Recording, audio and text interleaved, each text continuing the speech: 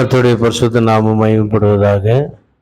இன்று ஒரு வசனத்தை நாம் வாசிப்போம். 1 சாமுவேல் 1வது அதிகாரம் 6வது வசனம்.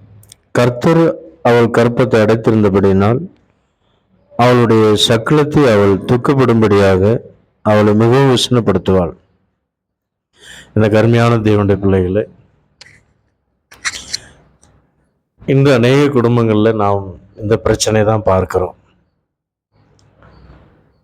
இந்த விதமான பிரச்சனையின் மூலமாக நிந்தைகள்,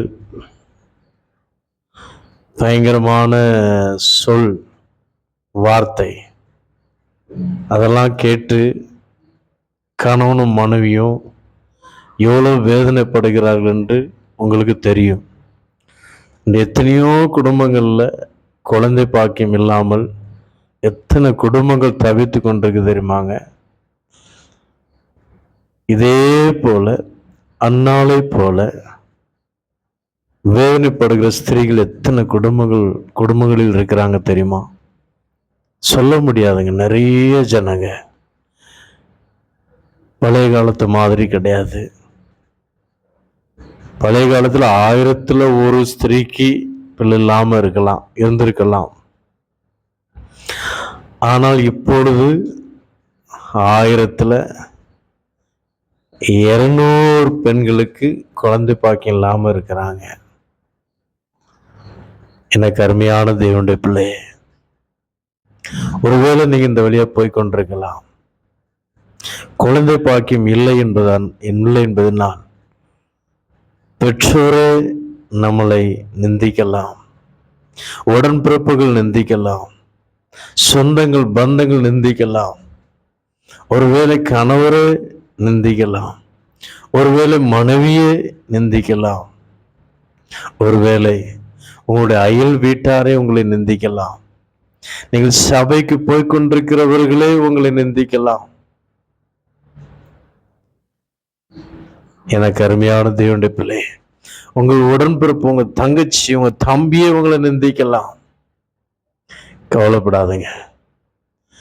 யார் நம்மளை நிந்தித்தாலும் கர்த்தர் நம்மை வெட்கப்படுத்தவே மாட்டாருங்க.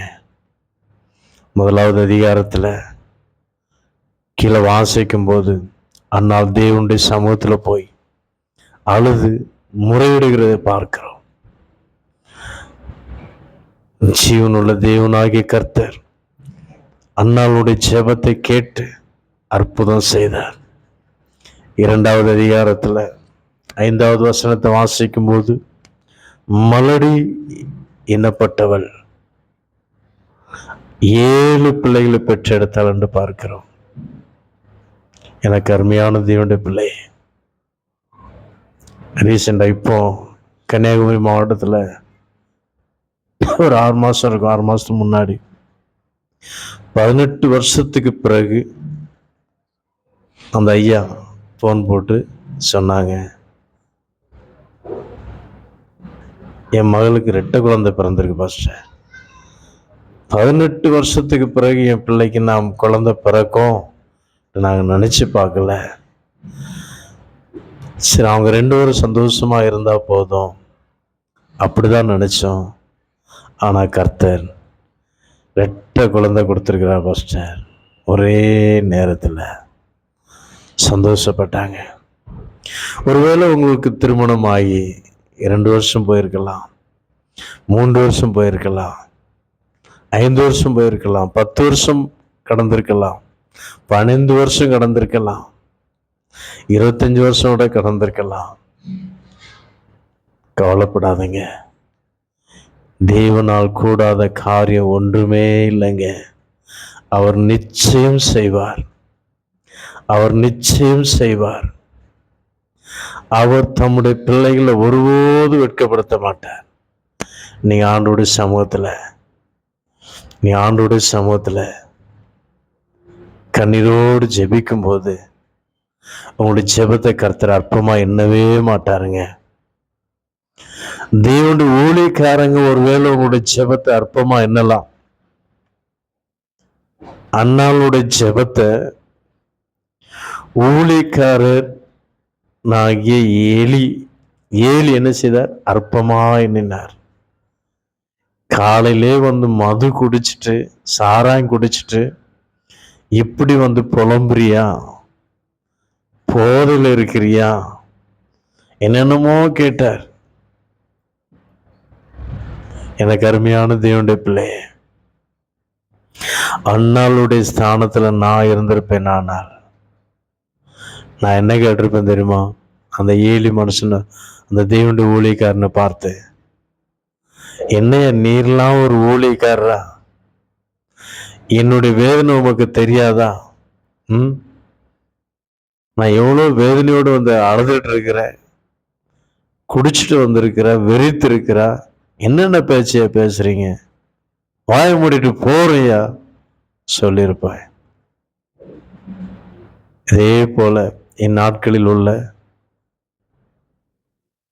1999 பேர் என்னை போலதான் சொல்லுவாங்க, நான் நம்புறேன். ஏதோ ஒருத்தர் இருக்கலாம் அந்நாளை போல பேசுகிறவர்கள்.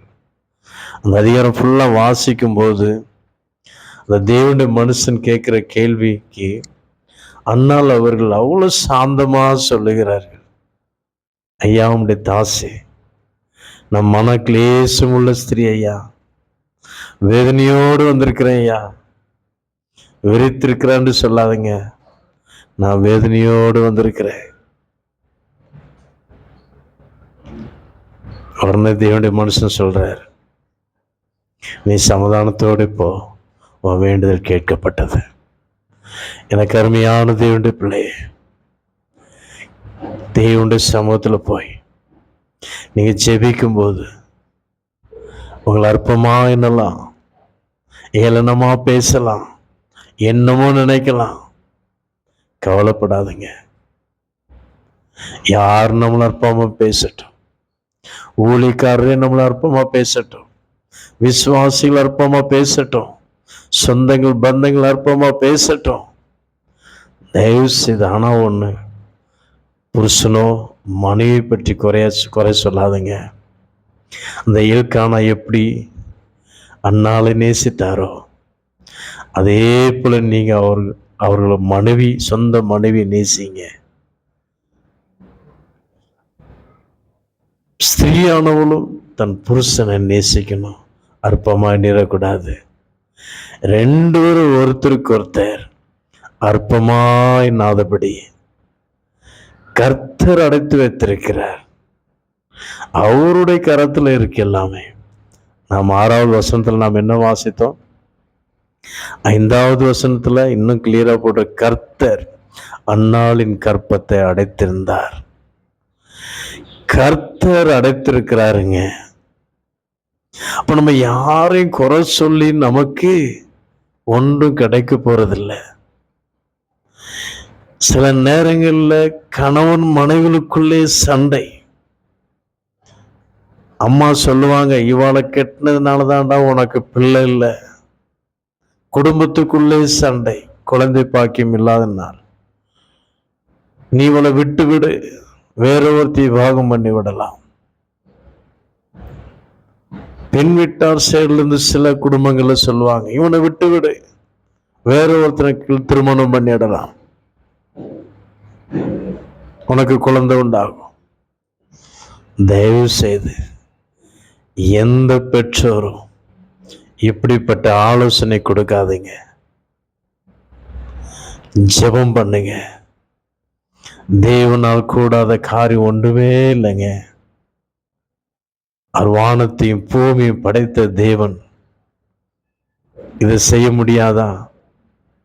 அண்ணாவுக்கு பாருங்க, எத்தனையோ வருஷத்துக்கு பிறகு கர்த்தர் 7 குழந்தைகளை பெற்றெடுக்க கர்த்தர் உதவி செய்தார். பொறுமையா இருங்க. கர்த்தர் ஏற்ற நேரத்தில் கற்பத்தை திறப்பார். 100 வயதான சாராள் அம்மாவுக்கே ஆண்டவர் குழந்தை கொடுப்பாரானால் உங்களுக்கு தரமாட்டாரா? நிச்சயமா செய்வாருங்க. நாங்கள் ஆராதிக்கிற தேவன் அவர் ஜீவன் உள்ளவர். அவர் மரித்த தேவன் கிடையாது. முழு உலக மனுகுலத்திற்காக அவர் இந்த பூமியில் வந்து 3 வருஷம் ஊழியம் செய்தார்.